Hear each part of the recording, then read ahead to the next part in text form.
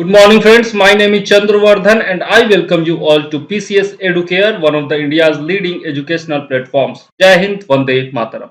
दोस्तों, PCS Educare में आज फिर से हम लोग देख रहे हैं डेली करंट अफेयर्स। यह हमारा सीरीज जो फरवरी से चालू हुआ था, 20 फरवरी से, वो लगातार कंटिन्यूड है और आज हम लोग 22 और 23 फरवरी का करंट अफेयर्स देखने वाले हैं। वीडियो टाइमिंग जैसा कि आपको पता है, डेली करंट अफेयर जो है वो 8 बजे आता था। हालांकि आज लेट हो गया है कुछ जरूरी काम की वजह से। और क्विज जो है वो डेली 8 बजे सुबह में आता है। ठीक है, इसमें हम लोग देखते हैं, क्या देखते हैं, द हिंदू एडिटोरियल एनालिसिस। अभी तो शुरुआत नहीं किया हूं, लेकिन आगे जरूर शुरू होगा। और पीआईबी, ऑल इंडिया रेडियो और अदर जो ऑथेंटिक सोर्सेज होते हैं उनसे हम लोग डिटेल न्यूज और वन लाइनर्स देखते हैं।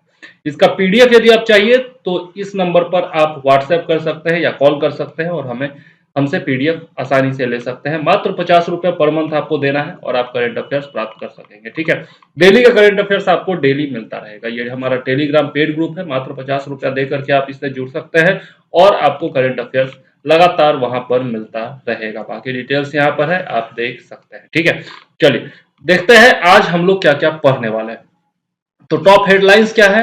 संसद रत्न अवार्ड 2023 के नाम जो है वो 21 फरवरी को जारी कर दिए गए हैं। ठीक है, निजी कंपनियों के द्वारा भारत का पहला हाइब्रिड साउंडिंग रॉकेट तमिलनाडु के चेंगलपंटू से लॉन्च किया गया है। इसके बारे में हम लोग डिटेल से देखेंगे। छात्रों के द्वारा बनाया गया है ये। हर साल 22 फरवरी को विश्व स्काउट दिवस मनाया जाता है। क्यों मनाया जाता है, किसकी याद में मनाया जाता है, ये सारा डिटेल देखेंगे। उसके बाद पर्यावरणविद श्रीमती कमला कस्तूरी जी का निधन हो गया है। इसके बारे में डिटेल से देखने की जरूरत नहीं है। क्वेश्चन पूछा जाएगा कि कमला कस्तूरी कौन है जिनका निधन हो गया है, तो पर्यावरणविद थी। ठीक है, इन्वायरमेंटलिस्ट थी। ओके, याद रखिएगा। भारत और सेशल्स ने समुद्री सहयोग पर समझौते पर हस्ताक्षर किया है। इसके बारे में देखेंगे। इसके अलावा भारत और गुयाना ने हवाई सेवा समझौते पर हस्ताक्षर किए हैं। इसके बारे में हम लोग डिटेल से देखने वाले हैं। ठीक है, चलिए आगे देखते हैं। कैबिनेट ने भारत के 22वें विधि आयोग का कार्यकाल जो है वो विस्तृत कर दिया है। कब तक के लिए बढ़ाया गया है वो हम लोग डिटेल से देखेंगे और विधि आयोग क्या होता है इसके बारे में सब कुछ जानेंगे। इसके अलावा उत्तर प्रदेश बजट जो लेटेस्ट बजट है उसके प्रमुख बिंदुओं के बारे में हम लोग देखेंगे। किस क्षेत्र में कितना बजट दिया गया है वो सब हम लोग डिटेल से देखेंगे। खास करके उत्तर प्रदेश के स्टूडेंट्स के लिए ये बहुत ज्यादा इंपॉर्टेंट होगा। इसके बाद भारतीय रेलवे जो है वो गौरव ट्रेनों के साथ गुरु कृपा यात्रा शुरू करेगा। इसमें जो सिख धर्म के पंज तीर्थ होते हैं उन सबको शामिल किया जाएगा। तो देखेंगे सिख धर्म के पंज तीर्थ क्या है और कहां कहां यह यात्रा जाएगी। ठीक है, चलिए। महाराष्ट्र के मुख्यमंत्री जो एकनाथ शिंदे हैं उनको शिवसेना का प्रमुख नामित कर दिया गया। आप जानते हैं कि उद्धव ठाकरे और एकनाथ शिंदे के बीच जो है इसके लिए झंझट चल रहा था, झगड़ा चल रहा था, विवाद चल रहा था और जो न्यायालय है उसने एकनाथ शिंदे को शिवसेना का प्रमुख नामित कर दिया है। ठीक है, और जो शिवसेना का निशान था वो भी एकनाथ शिंदे गुट को ही दे दिया गया है। ठीक है, चलिए। भारत डिजिटल विश्वविद्यालय स्थापित करने वाला है। इसके बारे में भी हम लोग डिटेल से देखेंगे और साथ में देखेंगे नितिन गडकरी ने दुनिया के सबसे बड़े और अनोखे दिव्यांग पार्क की आधारशिला रखी है। इसका नाम क्या है, कहां पर स्थापित हुआ है, यह सब हम लोग देखेंगे। ठीक है, इसके अलावा जेपी नड्डा जो कि बीजेपी के अध्यक्ष हैं उन्होंने क्या किया है, Modi shaping a global order in flux पुस्तक का विमोचन किया है। देखेंगे इसके संपादक कौन है और इसके बारे में और भी डिटेल से देखेंगे। ठीक है, खजुराहो ने पहली बार G20 कल्चर वर्किंग ग्रुप के बैठक की मेजबानी की है। तो खजुराहो के बारे में भी जानेंगे और इस वर्किंग ग्रुप की बैठक के बारे में भी जानेंगे। ठीक है, इसके अलावा विदेश मंत्री का वार्षिक प्रमुख कार्यक्रम एशिया आर्थिक संवाद जो है वो पुणे में शुरू हुआ है। इसके बारे में भी डिटेल से देखेंगे। उसके अलावा भारतीय कृषि अनुसंधान परिषद ने HD3385 नामक गेहूं की नई किस्म विकसित की है। इसके बारे में भी हम लोग देखने वाले हैं डिटेल से। आईएसएसएफ शूटिंग वर्ल्ड कप में भारत के रुद्राक्ष पाटिल ने स्वर्ण पदक जीता है। भारत को 4 टोटल स्वर्ण पदक मिले हैं। तो कौन कौन से स्वर्ण पदक किस किस ने जीते हैं वो सब हम लोग डिटेल से देखने वाले हैं। इसके अलावा इसी में ऐश्वर्या ने भी पुरुषों की व्यक्तिगत 50 मीटर राइफल 3 पोजीशन प्रतियोगिता में स्वर्ण पदक जीता है। इसके बारे में भी देखेंगे। उसके अलावा हम देखेंगे लद्दाख ने पैंगोंग सो मैराथन का गिनीज वर्ल्ड रिकॉर्ड बनाया। 2020 में जो भारत और चाइना के बीच में संघर्ष हुआ था वो पैंगोंग सो झील के आसपास ही हुआ था। ठीक है, तो ये बहुत ज्यादा महत्वपूर्ण हो जाता है। इसके बारे में हम लोग डिटेल से देखेंगे। फिर हम देखेंगे स्टार्ट संधि के बारे में जिसको रूस ने निलंबित कर दिया है। ये संधि जो थी वो परमाणु संधि थी अमेरिका के साथ रूस की। तो इसके बारे में भी डिटेल से हम लोग देखने वाले हैं, बहुत ज्यादा इंपॉर्टेंट है। भारत सिंगापुर ने यूपीआई और पे नाउ को लिंक किया है। देखिए यूपीआई जिस तरीके से भारत का पेमेंट इंटरफेस है, उसी तरीके से पे नाउ जो है वो सिंगापुर का पेमेंट इंटरफेस है और दोनों को जोड़ा जा रहा है। ठीक है, तो दोनों को जोड़ने से क्या लाभ होगा, क्यों जोड़ा जा रहा है, ये सब हम लोग डिटेल से देखेंगे। इसके अलावा सिएटल जो है वो जातिगत भेदभाव पर प्रतिबंध लगाने वाला पहला अमेरिकी शहर बन गया है। तो ये आपको याद रखना चाहिए, पूछा जा सकता है। ठीक है, 9 भारतीय राज्य जो है वो जलवायु जोखिमों के प्रति सबसे अधिक संवेदनशील हैं। ठीक है, तो ये हम लोगों को देखना जरूरी है कि कौन कौन से राज्य हैं। ठीक है, 9 Indian states most vulnerable to climate risk cross dependency initiative का ये सर्वे है। ठीक है, ये हम लोगों को देखना है। इसके अलावा विवेक रामास्वामी जो है उन्होंने अमेरिका के राष्ट्रपति पद के लिए दावेदारी पेश की है। डोनाल्ड ट्रंप ने भी दावेदारी पेश की है और अभी जो वर्तमान में आपके जो बाइडन है वो तो दावेदार हैं ही। तो इन सब के बारे में हम लोग डिटेल से देखने वाले हैं। ये सारे पॉइंट्स हम लोग डिटेल से देखेंगे। तो चलिए शुरुआत करते हैं।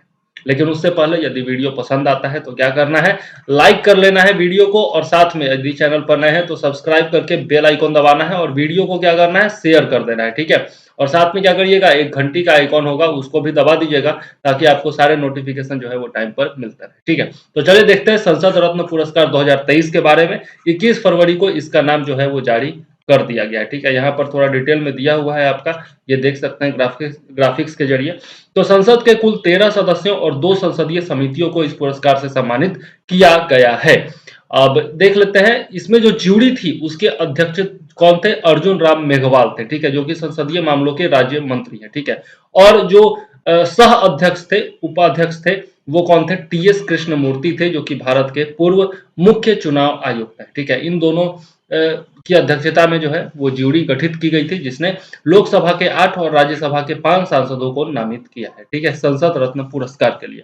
अच्छा, लाइफ टाइम अचीवमेंट पुरस्कार किसको दिया गया, तो यह जो है आपके सीपीआईएम के नेता टी के रंगराजन को दिया गया है। ठीक है, तो ये जो है आप याद रखिएगा।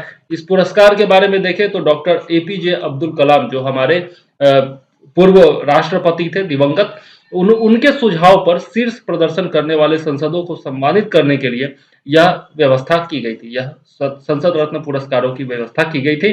उन्होंने 2010 में चेन्नई में पुरस्कार समारोह के पहले संस्करण का शुभारंभ किया था और अभी तक जो है 90 सांसदों को यह पुरस्कार दिया जा चुका है और अब 13 को और दिया जाएगा, तो इस बार शतक भी पूरा होने वाला है। ठीक है, 13वां संस्करण जो है वो 25 मार्च 2023 को नई दिल्ली में आयोजित किया जाएगा। ठीक है, और यहाँ पर देखें तो के श्रीनिवासन जो है वो इस पुरस्कार समिति के संस्थापक अध्यक्ष हैं और सुश्री प्रियदर्शिनी राहुल जो है वो अध्यक्ष है। ठीक है, तो ये जो है आपका इंपॉर्टेंट पॉइंट्स है सारे संसद रत्न पुरस्कार के बारे में, ध्यान में रखिएगा। चलिए, पूछा जा सकता है इसलिए इंपॉर्टेंट है। ठीक है, भारत का पहला हाइब्रिड रॉकेट के बारे में यदि देखें तो मार्टिन फाउंडेशन ने doctor APJ Abdul Kalam international foundation और स्पेस जोन इंडिया के सहयोग से doctor APJ Abdul Kalam satellite launch vehicle mission 2023 launch किया है। ठीक है, यह जो है आपका पहला हाइब्रिड रॉकेट। हाइब्रिड रॉकेट का कहने का क्या मतलब, देखिए जनरली जो प्रोपेलेंट होते हैं रॉकेट में वो दो तरह के होते हैं, एक होते हैं सॉलिड और एक होता है लिक्विड। ये जो हाइब्रिड है ना, इसमें सॉलिड प्रोपेलेंट का भी यूज होगा और लिक्विड का भी यूज होगा, इसीलिए इसको हाइब्रिड कहा जा रहा है। तो सॉलिड प्लस लिक्विड दोनों का यूज इसमें होने वाला है। ठीक है, यहाँ पर देख सकते हैं दोनों अवस्थाओं में प्रणोदक का उपयोग करता है, तरल और ठोस दोनों अवस्थाओं में। ठीक है, अब यहाँ पर बाकी डिटेल्स जो है वो यहाँ पर दिया हुआ है। एक इससे पहले जो है आपका स्काई रूट एरोस्पेस जो है वो पहला निजी तौर पर विकसित रॉकेट विक्रम एस को अंतरिक्ष में भेजा था वो 2022 में। यह भी मैंने अपना पुराना करंट अफेयर्स में आप लोगों को बताया था। ये बहुत ही ज्यादा इंपॉर्टेंट न्यूज है, ये भी याद रखिएगा। ठीक है, चलिए, और बाकी जो है इसके बारे में डिटेल से दिया हुआ है, ये आप खुद से पढ़ लीजिएगा। ठीक है, चलिए आगे देख लेते हैं। विश्व स्काउट दिवस 22 फरवरी को मनाया जाता है, इसके बारे में देखते हैं। तो बैरन बैडन पॉवेल, जिनका जन्म 22 फरवरी 1857 को पेडिंगटन लंदन में हुआ था, उनको स्काउटिंग का संस्थापक माना जाता है और 22 फरवरी को इनका जन्म हुआ था, इसीलिए 22 फरवरी को विश्व स्काउट दिवस मनाया जाता है। ठीक है, चलिए आगे देख लेते हैं। इस दिन को boy scouts and girls guides girl scouts और world association of girl guides and girl scouts के द्वारा दुनिया भर में वर्ल्ड थिंकिंग डे के रूप में भी मनाया जाता है। तो स्काउट्स डे और वर्ल्ड थिंकिंग डे एक ही है, ठीक है, याद रखिएगा। और इस वर्ष की जो थीम है वो है हमारी दुनिया हमारा समान भविष्य, पर्यावरण और लैंगिक समानता, ठीक है, मतलब our world our common future, environment and gender equality, ठीक है। तो थीम भी याद रखिएगा और किसकी याद में मनाया जाता है यह भी याद रखिएगा। चलिए आगे देख लेते हैं। भारत और सेशेल्स के बीच में समझौता हुआ है, किस से रिलेटेड? तो समुद्री रक्षा और सुरक्षा के क्षेत्र में सहयोग को आगे बढ़ाने के लिए समझौता हुआ है, ठीक है। बाकी डिटेल्स यहाँ पर देख लीजिएगा। चलिए अब इसके बारे में यदि देखें तो सेशेल्स क्यों भारत के लिए महत्वपूर्ण है? तो सेशेल्स के अजम्पशन द्वीप पर भारत का एक सैन्य अड्डा भी है और इसे कब बनाया गया था? 1990 में बनाया गया था और 2016 में इसे आगे बढ़ाया गया था, ठीक है, एक्सटेंड किया गया था। कब? 2016 में, ठीक है। अब यहाँ पर यदि देखें तो पश्चिमी हिंद महासागर जो है उसमें जो शासन किया जाता है वो मेरीटाइम सिक्योरिटी आर्किटेक्चर के द्वारा प्रशासन इसका संभाला जाता है, ठीक है। और यह आर्किटेक्चर जो है वो हिंद महासागर आयोग के द्वारा क्रियान्वित किया जाता है। The western Indian ocean is governed by the maritime security architecture and the architecture is implemented by the Indian ocean commission, ठीक है, ये याद रखिएगा, ठीक है, क्योंकि इंडियन ओशियन में ही आपका ये सेशेल्स आता है। आईओसी को क्षेत्रीय समुद्री सूचना संलयन केंद्र आरसीओसी और अन्य देशों जैसे Djibouti, Comoros, Kenya, Mauritius, France, Seychelles और मेडागास्कर से समर्थन प्राप्त है, ठीक है। तो ये भी देख लीजिएगा। आईओसी जो है वो supported by the regional maritime information fusion centre RCOC and other countries like Djibouti, Comoros, Kenya, Mauritius, France, Seychelles and Madagascar, ठीक है। तो ये जो है इसके बारे में कुछ डिटेल्स था। भारत और सेशेल्स के बीच में समझौता हुआ है, याद रखिएगा। किससे संबंधित समझौता हुआ है ये याद रखिएगा, ये पूछा जाएगा। भारत और गुयाना के बीच हवाई सेवा समझौते पर हस्ताक्षर हुआ है। गुयाना जो है उसकी 40% आबादी भारतीय है, ठीक है, इसलिए बहुत ज्यादा इंपॉर्टेंट हो जाता है और दोनों देशों के बीच हवाई सेवाओं के प्रावधानों को सक्षम करने की अनुमति देगा यह समझौता, ठीक है। भारत जो है वो जब से अपनी नागरिक उड्डयन नीति तैयार किया है तब से 2016 में वायु सेवा समझौते की शुरुआत उसने की थी, भारत ने की थी। और भारत का अब तक 116 से अधिक देशों के साथ हवाई समझौता है, ठीक है। और साथ में अमेरिका, जमैका, ग्रीस, जापान इत्यादि के साथ ओपन स्काई समझौता भी भारत का है, ठीक है। चलिए आगे देख लेते हैं। 22वें विधि आयोग के कार्यकाल के विस्तार को मंजूरी दे दी गई है और इसको कब तक के लिए बढ़ाया गया है? 31 अगस्त 2024 तक के लिए बढ़ा दिया गया है। 22वां विधि आयोग की बात करें तो 7 नवंबर 2022 को इसका गठन किया गया था और कर्नाटक उच्च न्यायालय के पूर्व मुख्य न्यायाधीश ऋतुराज अवस्थी को इसका अध्यक्ष नियुक्त किया गया था। तो याद रखिएगा 22वें विधि आयोग के अध्यक्ष कौन है? ऋतुराज अवस्थी, ठीक है। इसके बारे में पहले भी बता चुका हूं।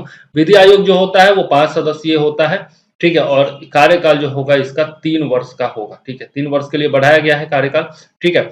और न्यायमूर्ति बीएस चौहान जो है वो 21वें विधि आयोग के अध्यक्ष थे, मतलब इससे पहले जो विधि आयोग था उसके अध्यक्ष कौन थे? वीएस चौहान थे, जिनका कार्यकाल अगस्त 2018 में समाप्त हो गया था, ठीक है। केरल उच्च न्यायालय के पूर्व न्यायाधीश जो है न्यायमूर्ति T Shankaran, professor Anand Paliwal, professor DP Verma, professor doctor Raka Arya और एम करुणानिधि को विधि आयोग का सदस्य नियुक्त किया गया, ठीक है। तो सदस्यों के भी नाम आपको पता चल गया और साथ में अध्यक्ष का भी नाम आपको पता चल गया, ऋतुराज जी, ठीक है। तो ये सब याद रखिएगा। भारत का विधि आयोग के बारे में यदि देख ले तो यह जो है आपका नॉन कॉन्स्टिट्यूशनल है, गैर सांविधिक निकाय है, ठीक है, मतलब नॉन स्टैट्यूटरी बॉडी है, ठीक है, सॉरी, नॉन स्टैट्यूटरी बॉडी है, नॉन कॉन्स्टिट्यूशनल नहीं है, ठीक है। और जिसे भारत में कानूनों में सुधार का सुझाव देने के लिए केंद्रीय कानून और न्याय मंत्रालय द्वारा स्थापित किया जाता है। तो किसके द्वारा स्थापित किया जाता है ये याद रखिएगा, ठीक है। और इसकी सिफारिशें जो है वो सरकार के लिए बाध्यकारी नहीं होती हैं, ठीक है, मैंडेटरी नहीं होती है, बाइंडिंग नहीं होती है गवर्नमेंट के लिए इसकी जो सिफारिशें है, ठीक है। लॉ कमीशन का प्रावधान जो है वो चार्टर एक्ट 1833 में किया गया था और पहला लॉ कमीशन 1834 में लॉर्ड थॉमस बबिंगटन मैकाले की अध्यक्षता में स्थापित किया गया था। पूरा नाम याद रखिए, चाहे लॉर्ड मकाले याद रखिएगा कि उसकी अध्यक्षता में स्थापित किया गया था 1834 में पहला लॉ कमीशन, ठीक है। भारतीय दंड संहिता जो है 1860 वह मैकाले आयोग की सिफारिश पर ही आधारित था, ठीक है। और स्वतंत्र भारत में यदि बात करें तो पहला विधि आयोग 1955 में एम सीतलवार की अध्यक्षता में स्थापित किया गया था, जो कि भारत के पहले अटॉर्नी जनरल भी थे। ठीक है, तो भारत के पहले अटॉर्नी जनरल, भारत के पहले स्वतंत्र भारत के पहले विधि आयोग के अध्यक्ष, ये सब कौन थे? एमसी सीतलवार थे, दोनों याद रखिएगा। ठीक है, हर एक जो आपका करंट अफेयर्स का पॉइंट होगा ना, उसमें कुछ एक्स्ट्रा जरूर आपको मिलेगा, जो कि आगे आपके जीएस में भी काम आने वाला है। ठीक है, भारतीय रेलवे गौरव ट्रेनों के साथ गुरु कृपा यात्रा शुरू करेगा, जैसे मैंने आपको बताया, और सिख धर्म के पवित्र स्थलों का भ्रमण इसमें किया जाएगा। 5 प्रमुख तख्त जो सिख धर्म के हैं, उनमें आपके अकाल तख्त, दमदमा साहिब, केसगढ़, हुजूर साहिब और पटना साहिब, इन सब की यात्रा इसके दौरान की जाएगी। पहला तख्त जो है वो 1609 में गुरु हरगोविंद के द्वारा स्थापित किया गया था, और 5 तख्तों को क्या कहा जाता है? पंच तख्त कहा जाता है। ठीक है, और सबसे सर्वोच्च जो है इसमें वो है अकाल तख्त। ठीक है, भारतीय गौरव भारत जो है वो गौरव ट्रेनों को देखो अपना देश पहल के तहत लॉन्च किया गया था। ठीक है, इसमें रामायण से जुड़े हुए जो स्थल है और भी बहुत सारे स्थलों को इसमें शामिल किया गया है। ठीक है, अलग अलग ट्रेन इसके जरिए चलाया जा रहा है। ठीक है, भारत डिजिटल विश्वविद्यालय स्थापित करेगा, ऐसा कहना है कौशल विकास मंत्री श्री धर्मेंद्र प्रधान ने ऐसा कहा है। कब कहा है? एससीओ के वर्चुअल शिखर सम्मेलन में कहा है। एससीओ का मतलब संघाई कोऑपरेशन ऑर्गेनाइजेशन। ठीक है, इसका मुख्य उद्देश्य उच्च शिक्षा की लागत को कम करना है, to reduce the cost of higher education. ठीक है, और यह भारत को आत्मनिर्भर बनाने के लिए जो 5 स्तंभ है, जिसमें अर्थव्यवस्था है, प्रणाली है, बुनियादी ढांचे हैं, मांग और जीवंत सांख्यिकी है, इन सब को प्राप्त करने में मदद करेगा। ठीक है, जो 5 पिलर्स है उनके नाम मैं अंग्रेजी में भी बता दूं। पहला है economy, system, infrastructure, demand and vibrant demography. ठीक है, और वाइब्रेंट डेमोग्राफी क्या होता है? इसका मतलब होता है पॉपुलेशन विद हाई स्किल्स, ऐसी जनसंख्या जिसके पास काम करने की अच्छी शक्ति है, मतलब उच्च कौशल वाली आबादी है। ठीक है, उसको कहा जाता है वाइब्रेंट डेमोग्राफी। ठीक है, चलिए नेक्स्ट देख लेते हैं। G20 कल्चरिंग वर्किंग ग्रुप की बैठक कहाँ आयोजित हुई है? तो ये जो है खजुराहो में आयोजित हुई है, जो कि यूनेस्को विश्व धरोहर स्थल है। ठीक है, और इसमें जो है पद्मश्री श्री नेक राम भी शामिल हुए थे, जिन्हें मिलेट मैन ऑफ इंडिया कहा जाता है। तो मिलेट मैन ऑफ इंडिया किनको कहा जाता है? श्री नेक राम जी को कहा जाता है। ठीक है, खजुराहो के बारे में देखें तो यह हिंदू और जैन मंदिरों का एक समूह है। बुंदेलखंड क्षेत्र पर राज करने वाले राजपूत चंदेल वंश के शासक जो थे, उनके दौरान 1000 सीई में ये बनाए गए थे। 1000 सीई कहिए या एडी कहिए, उसमें बनाए गए थे। शुरुआत में जो है 85 के करीब मंदिर थे, लेकिन अब जो है दुर्भाग्य से 12 मंदिर ही बचे हुए हैं, क्योंकि मुस्लिम आक्रमणकारी आए, उसके बाद फिर अंग्रेज आए, सब लोगों ने मिलकर के तोड़ा है इसको, तो 12 मंदिर ही फिलहाल बचे हुए हैं। ठीक है, और इसी में कंदरिया महादेव मंदिर भी शामिल है, जो कि बहुत ही ज्यादा फेमस है। ठीक है, खजुराहो ने हाल ही में अंतर्राष्ट्रीय नृत्य महोत्सव की भी मेजबानी की है, और यह मध्य प्रदेश सरकार और संस्कृति विभाग के द्वारा आयोजित किया गया था। ठीक है, पहला खजुराहो नृत्य महोत्सव जो है 1975 में शुरू हुआ था। ठीक है, तो ये था आपका एडिशनल इन्फॉर्मेशन।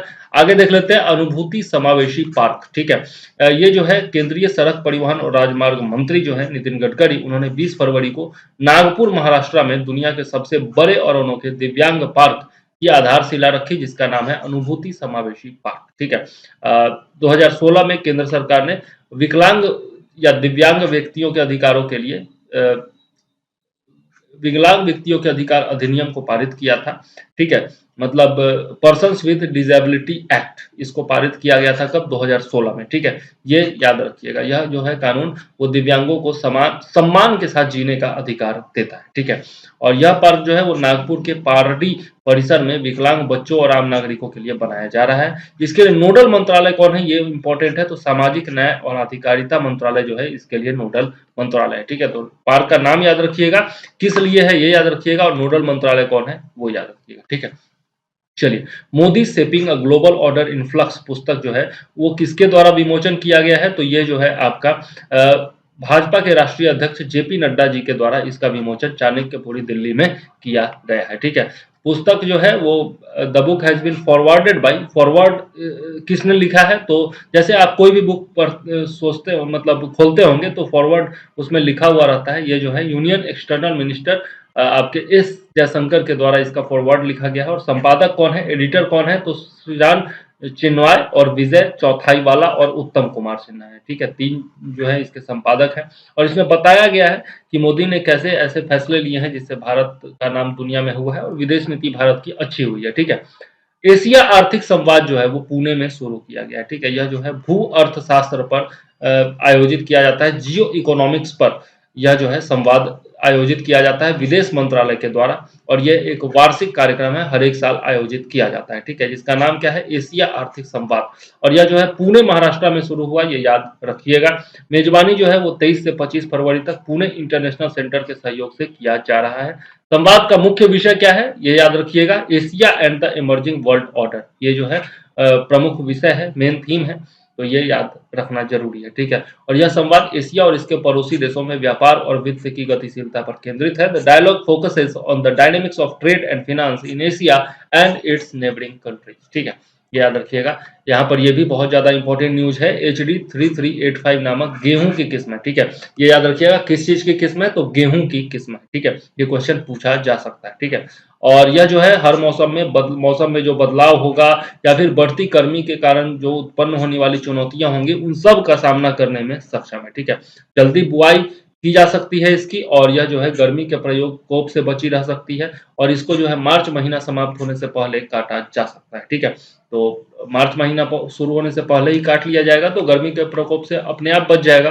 ठीक है, और यहाँ पर यदि देखें तो DCM श्रीराम लिमिटेड के स्वामित्व वाली बायोसीड को जो है इसके बहुस्थान परीक्षण और बीज गुणन के लिए लाइसेंस भी दिया गया है। ICAR has also granted licence to Bioseed owned by DCM Sriram Limited to conduct multi-location trials and seed multiplication। ठीक है, भारतीय कृषि अनुसंधान परिषद के बारे में देखें तो यह एक ऑटोनोमस यूनिट है, निकाय है, जो पहले imperial council of agricultural research के नाम से जाना जाता था। स्थापना कब हुई, 1929 में नई दिल्ली में हुई। ठीक है, और इसका मुख्यालय जो है वो नई दिल्ली में है, और स्थापना 1929 में हुई, और केंद्रीय कृषि मंत्री जो होते हैं इसके अध्यक्ष के रूप में काम करते हैं, और वर्तमान अध्यक्ष कौन है, नरेंद्र सिंह तोमर हैं, जो कि हमारे कृषि मंत्री। ठीक है, नेक्स्ट है कि भारत के रुद्राक्ष पाटिल ने स्वर्ण पदक जीता है। किसमें जीता है, ISSF वर्ल्ड शूटिंग चैंपियनशिप में जीता है। ठीक है, इनके अलावा आर नर्मदा नितिन ने भी स्वर्ण पदक जीता है। रुद्राक्ष ने 10 मीटर एयर राइफल में गोल्ड जीता है, और साथ में वरुण तोमर और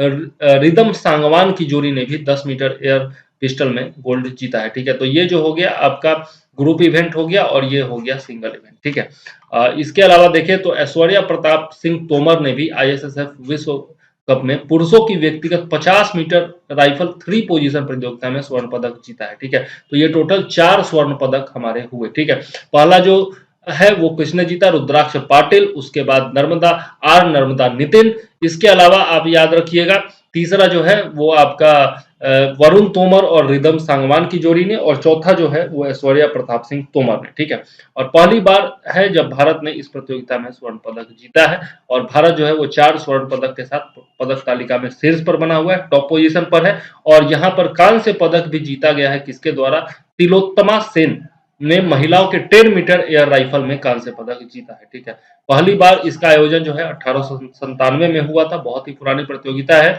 और 2023 ISSF शूटिंग विश्व कप जो है वो काहिरा में आयोजित किया गया था। ठीक है, ये याद रखिएगा, 2023 का ISSF शूटिंग विश्व कप काहिरा जो कि मिस्र में है, तो याद रखिएगा कि वहां पर आयोजित यह किया गया था। ठीक है, याद रखिएगा, इजिप्ट में।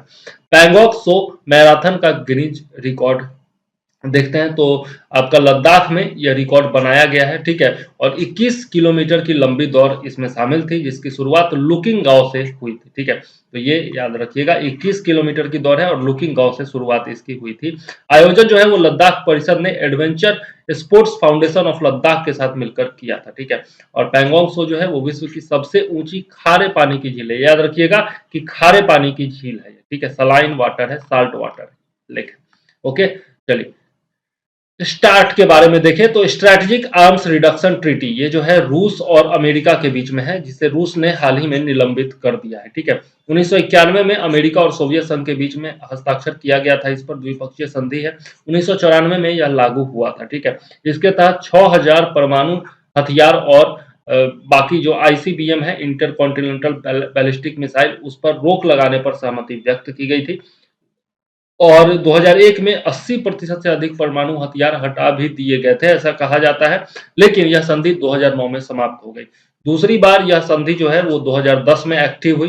ठीक है, और 2026 तक लागू रहने वाली थी, लेकिन रूस यूक्रेन संकट को देखते हुए रूस यूक्रेन तनाव जो हुआ है उसके पक्ष में अमेरिका खड़ा हुआ यूक्रेन के पक्ष में, और इसलिए जो है स्टार्ट संधि से वो निलंबित कर दिया है रूस ने, ठीक है, गुस्सा होकर। चलिए आगे देख लेते हैं। भारत सिंगापुर ने यूपीआई और पे नाउ को लिंक कर दिया है, ठीक है। यूपीआई भारत में तथा पे नाउ जो है वो सिंगापुर में मोबाइल भुगतान पद्धति है, यानी कि जो मोबाइल पेमेंट मेथड है या इंटरफेस है, और इस लिंकेज के साथ दोनों देशों के निवासी तेजी से धन हस्तांतरित कर सकते हैं।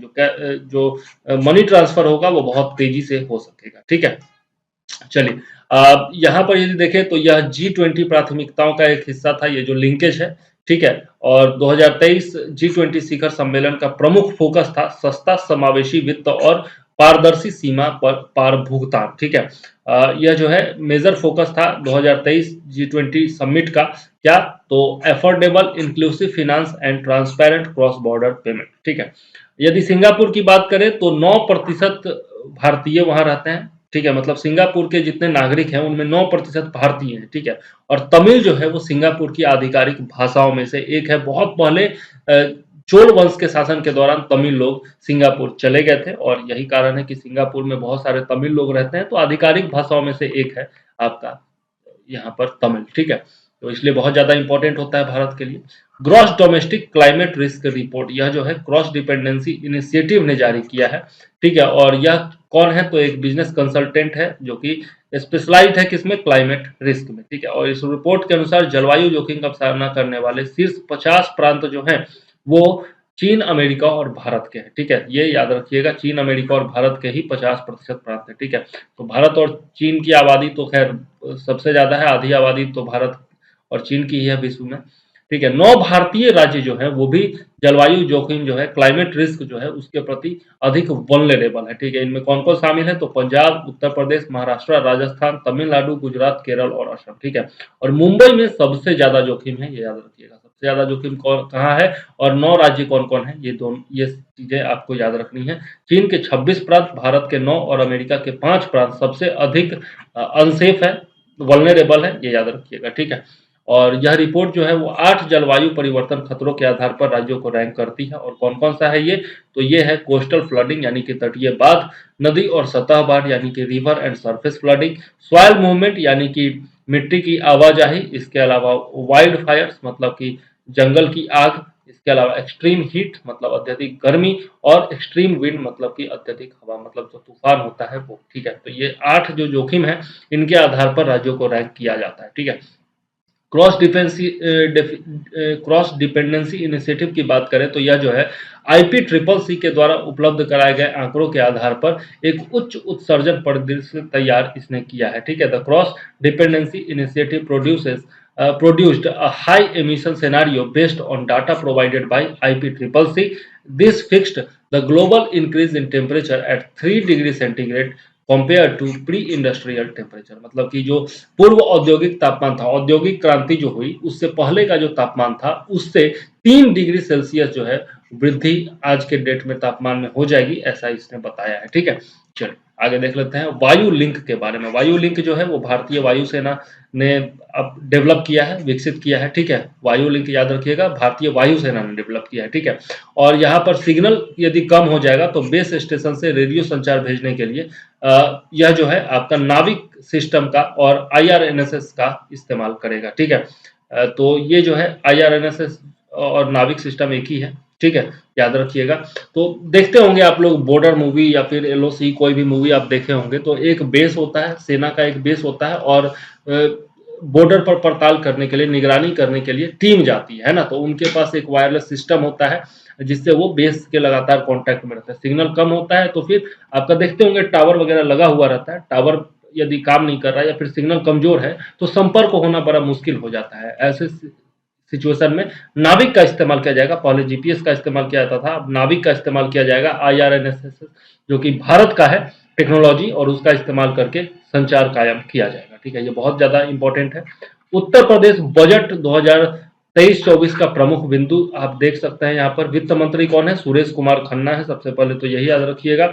और बजट में जो है युवाओं पर फोकस किया गया है, और कुल 6,90,000 करोड़ रुपए आवंटित किए गए हैं इसके लिए। ठीक है, यूपी के इतिहास में सबसे बड़ा यह बजट है। ठीक है, इस बजट का उद्देश्य क्या है? तो आत्मनिर्भर यूपी का निर्माण करना, सेल्फ रिलायंट यूपी का निर्माण करना और यूपी को 1 ट्रिलियन अमेरिकी डॉलर की अर्थव्यवस्था बनाना इसका लक्ष्य है। और इसके लिए अयोध्या को मॉडल सोलर सिटी के रूप में विकसित किया जाएगा। ये बहुत ज्यादा इंपॉर्टेंट है, तो याद रखिएगा। ठीक है, इसके अलावा यदि बात करें तो बजट के प्रमुख बिंदु देखें, यहाँ पर दिया हुआ है। कन्या सुमंगला योजना के लिए 1050 करोड़ रुपए आवंटित किए गए हैं। निराश्रित विधवाओं के लिए 4032 करोड़ रुपए आवंटित किए गए हैं। सामूहिक विवाह की बात करें तो 600 करोड़ रुपए आवंटित किए गए हैं इसके लिए। और सभी वर्ग की लड़कियों के लिए है, उनकी शादी में मदद की जाएगी इसके जरिए। ठीक है, और बाकी सारे डिटेल जो है वो आपके स्क्रीन पर है, आप पढ़ लीजिएगा। यूपी के हैं तो बहुत डिटेल से पढ़िएगा और सारी चीजें याद रखिएगा। ठीक है, तो इसके साथ ही आज का हमारा वीडियो यहीं पर समाप्त होता है। ये 20 पॉइंट्स थे, 2 दिन का करंट अफेयर्स था। तो आप लोग, उम्मीद है कि आप लोगों को अच्छा लगा होगा, पसंद आया होगा। यदि वीडियो पसंद आता है तो लाइक जरूर कीजिए, दोस्तों के साथ शेयर जरूर करिए और पूरा वीडियो देखा करिए प्लीज। आप ही के लिए बनाता हूं, तो ये मैं लिख करके अपने लिए रख सकता था, लेकिन आप लोगों के लिए वीडियो बनाता हूं तो आप लोगों का इतना फर्ज तो बनता है कि आप लोग लाइक करें, शेयर करें, सब्सक्राइब करें, है ना। और यदि आप लोगों को चाहिए पीडीएफ इसका, तो 9525360283 ये नंबर है, इस पर आप कॉल कर सकते हैं, व्हाट्सएप कर सकते हैं और फॉलो कीजिए हमको पीसीएस एडुकेयर @PCS एडुकेयर। कहीं पर भी आप डालेंगे तो शेयर आप फॉलो कर सकते हैं। टेलीग्राम हो, यूट्यूब हो, इंस्टाग्राम हो, ट्विटर हो, कहीं पर भी आप फॉलो कर सकते हैं इसके माध्यम से। ठीक है, तो चलिए इस वीडियो में फिलहाल इतना ही। मैं चंद्रवर्धन लेता हूं आपसे इजाजत। जय हिंद, वंदे मातरम।